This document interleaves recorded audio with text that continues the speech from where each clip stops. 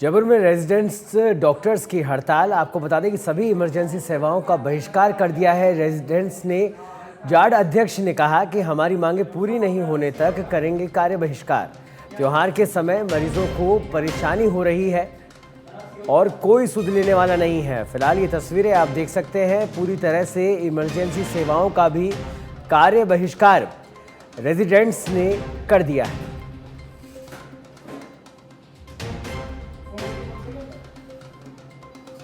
तो resident doctors की ये हड़ताल और कहीं ना कहीं बड़ी परेशानी का सबब इस समय आम जनता के लिए बनी हुई है, क्योंकि पहले आंशिक विरोध था, फिर वो और बढ़ा और अब पूरी तरह से कार्य बहिष्कार रेजिडेंट्स डॉक्टर्स ने अपनी मांगों को लेकर कर दिया है। प्रशासन कब तक मांगों को सुनता है, समझता है और उस पर आगे की कार्रवाई होती है, कब ये हड़ताल खत्म होती है, हर व्यक्ति को यही इंतजार है जो इस समय अस्पतालों में भर्ती है। खासतौर पर बेहद परेशानियों का सामना उनको करना पड़ रहा है।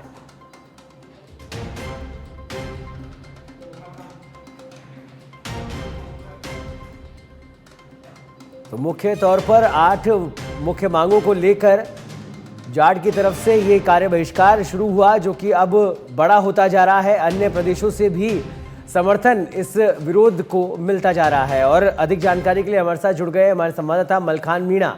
मलखान, फिलहाल क्या कुछ अपडेट इस हड़ताल को लेकर? देखिए सौरभ, बिल्कुल रेजिडेंट्स डॉक्टर थे, उनकी मांगों को लेकर पहले भी उन्होंने हड़ताल की थी और उसके बाद उन्होंने चिकित्सक मंत्री से उनकी वार्तालाप हुई थी, जिसमें कहा कि आपकी मांगों को मांग लिया जाएगा, लेकिन मांगे नहीं मानी।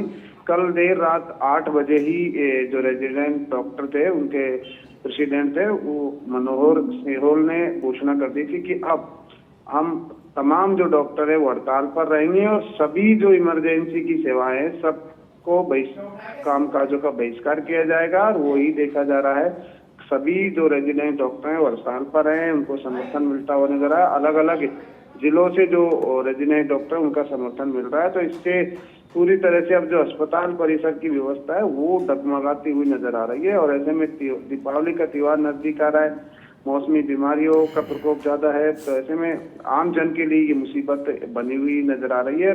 तमाम जो इमरजेंसी सेवाएं थी उन सब का कार्य बहिष्कार कर दिया गया है।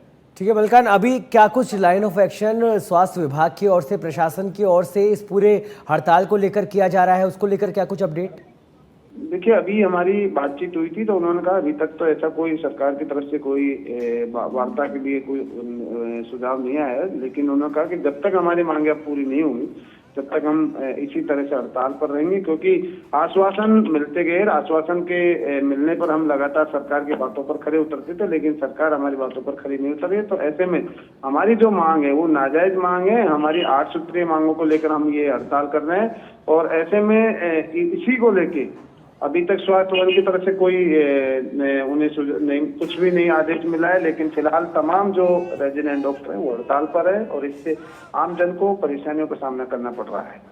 ठीक है, चलिए बहुत बहुत धन्यवाद मलखान इस तमाम जानकारी के लिए। फिलहाल जयपुर की ये तस्वीरें जहां पर विरोध प्रदर्शन किया जा रहा है रेजिडेंट डॉक्टर्स की ओर से। जाड अध्यक्ष ने कहा है हमारी मांगे पूरी नहीं होने तक हम कार्य बहिष्कार करेंगे। आपको बता दें कि सभी इमरजेंसी सेवाओं का भी बहिष्कार रेजिडेंट्स ने कर दिया है और ये बड़ी परेशानी का सबब इस समय आम जनता के लिए बना हुआ है।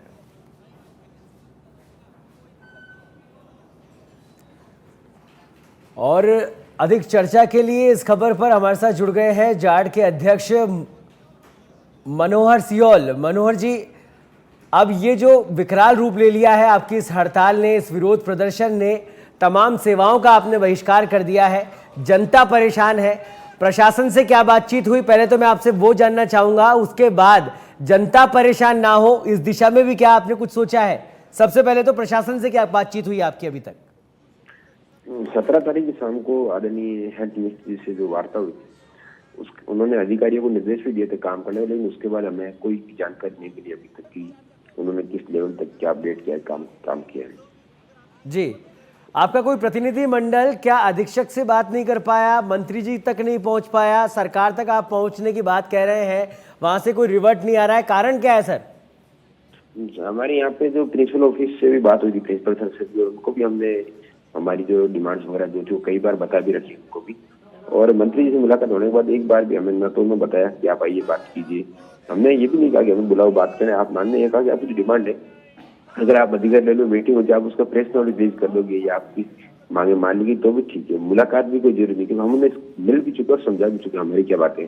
अब ये कि वो उस पर क्या रेस्पॉन्स देते हैं, उनका क्या रिवर्ट बैक होता है। इसके अलावा कोटा के अंदर हमारे जो मेडिकल कॉलेज था जिसने स्ट्राइक कॉल की थी, लेकिन उन पे प्रशासन द्वारा दबाव बढ़ा के धमका के कॉल अप करवा दी गई उनसे, तो उनके उसके विरोध में फिर जो धमकी भरा माहौल बना रहे, दबाने की दमनकारी नीति अपना रहे, उसको देखते हुए जो राजस्थान की बाकी मेडिकल कॉलेज है जैसे उदयपुर, अजमेर, जोधपुर जी ज्यादा, तो उन्होंने भी फिर आज से कंप्लीट सेवाएं बंद कर दी और उनका भी यही कहना है कि हम शांतिपूर्ण तरीके से विरोध प्रदर्शन करें, उन पर ना तो कोई दमनात्मक कार्रवाई होनी चाहिए और साथ में जो हमारी इतने लंबे टाइम जो पेंडिंग डिमांड है उनकी एक बार सुनवाई की जाए और उसमें जो सही मांगे लगती है उनको आप तुरंत पूरी कीजिए और जो आपको लगता है कि जायज मांगे नहीं है तो आप वो मना भी कर सकते हो, लेकिन ऐसा नहीं हो कि ब्यूरोक्रेसी में अटकी पड़ी, फाइल के लिए अटकी पड़ी है, जो कि बहुत लंबे टाइम से है। और यहाँ तक कि कई केस तो ऐसे जिसमें कोर्ट में खुद पुराने समझौते हैं जिसमें कोर्ट, यहाँ तक वो कोर्ट में बन गए तो कोर्ट ने भी हमारे फेवर में ऑर्डर निकाले, लेकिन सरकार ने उसे अप्लाई नहीं किया, तो सरकार पे कंटेम्प्ट ऑफ कोर्ट भी लग रखा है। लेकिन हमारी अभी भी यही है कि जो हमारे पुराने जितने समझौते हैं आप उन पे काम कीजिए और जो समझौता आपने खुद अपने हाथ से किया है उनको ध्यान में लागू कीजिए। जी मनोहर जी, जैसा कि आप कह रहे हैं कि कई बार सरकार तक अपनी मांगों को आपने पहुंचाया, अलग अलग स्तर पर आपकी बातचीत हुई। सबसे पहले तो मैं ये जानना चाहूँगा कि कितना समय हो गया कि आप लोग संघर्ष कर रहे हैं और आज स्थिति यहाँ तक पहुँच गई है कि इमरजेंसी सेवाओं का भी आपने बहिष्कार कर दिया है। आज हमारे इस विरोध प्रदर्शन का आज 13वां दिन है और 13वें दिन पे हमने इमरजेंसी सेवाएं बंद की है। इससे पहले हमारी इमरजेंसी सेवाएं संपूर्ण रूप से स्टार्ट थी, सुचारू रूप से हम जाते भी थे, काम भी करते। जी मनोहर जी, मैं वही बात जानना चाह रहा हूं क्योंकि आपके संघर्ष के बारे में जनता को भी पता होना चाहिए, क्योंकि जनता परेशान है सर। जनता जानना चाहती है कि कितना लंबा आपका संघर्ष रहा। इतनी मांगों को आप कह रहे हैं कि हर स्तर पर हम लेकर गए, बातचीत करने का प्रयास किया, मांगे नहीं पूरी हुई, तब जाकर हमने ये कदम उठाया और इमरजेंसी सेवाओं का भी बहिष्कार कर दिया। उस संघर्ष के बारे में मैं जानना चाह रहा हूँ सर। जैसा कि हमने बहुत बार बताया भी था कि एक राजस्थान में अंदर एक बहुत अभी रिसेंट न्यू टर्म है जो बहुत फेमस हो रही है, वो है कि हड़ताल कल्चर, स्ट्राइक कल्चर। हमने अधिकारियों को भी बताया कि जो स्ट्राइक कल्चर जो वर्ड हम इसको खत्म करना चाहते हैं, क्योंकि हमने कई बार देखा है कि हर 3 से 4 महीने बाद रेजिडेंट डॉक्टर की हड़ताल हो जाती है। ऐसा क्यों हो रहा है? क्योंकि इसका जो जेन्युइन कोज है उसको खत्म किया जाए और जो रेजिडेंट उसी बात की हड़ताल करते हैं बार बार, जो मांगे इनकी 3-4 साल चली आ रही है, यहाँ तक पिछले 1.5 साल वही मांगे हैं, आज भी उसी मांग की हड़ताल की जो जिस मांगों के लिए पहले कर रखी थी। तो आप उन डिमांड्स को एक बार के लिए खत्म कर दीजिए ताकि जो स्ट्राइक कल्चर जो वर्ड चल रहा है इसको परमानेंट हमेशा के लिए खत्म किया जाए और ऐसा सोल्यूशन निकल जाए कि डॉक्टर को भी हड़ताल भी न। बिल्कुल मनोहर जी, और ये बड़ी परेशानी का सबब आपके लिए भी है और खासतौर पर जनता के लिए भी है। ऐसे में आपकी मुख्य मांगे क्या है और कौन सी ऐसी मांग है जिनको लेकर अभी तक सरकार का कोई एक्शन देखने को नहीं मिला?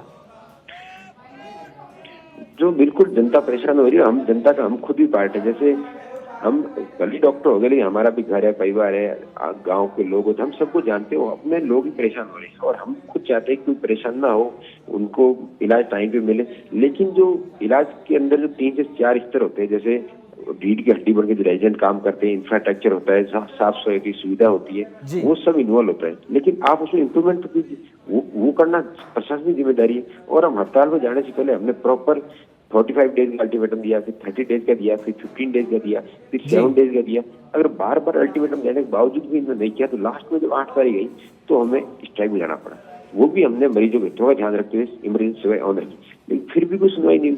जब एक बार सुनवाई हुई और आदरणीय मंत्री मोदी जी ने निर्देश दिए ब्यूरोक्रेसी को काम करने के, उसके बाद भी ब्यूरोक्रेसी काम नहीं कर रही, तो ऐसे के अंदर ऐसा हो गया कि प्रशासन काम कर नहीं रहा है। फिर मजबूरी के अंदर स्टेप लेना, तो हम अच्छे से इस बात को एग्री भी करते हैं कि पेशेंट आज काफी परेशान हो रहे हैं। लेकिन मैं डॉक्टर मनोहर जी, मैं भी यही चाहूंगा और सारी जनता भी यही चाहती है और हम लोग भी यही अपील करते हैं कि कोई ना कोई बीच का रास्ता जरूर निकलना चाहिए, ये गतिरोध खत्म होना चाहिए, क्योंकि बात जनता के स्वास्थ्य की है। अगर इमरजेंसी सेवाएं भी अगर बंद रहेगी तो ऐसे में जान का खतरा बना रहता है। इसी उम्मीद के साथ कि जल्दी ही कोई निष्कर्ष निकलेगा। बहुत बहुत धन्यवाद आपका हमारे साथ जुड़ने के लिए, चर्चा करने के लिए।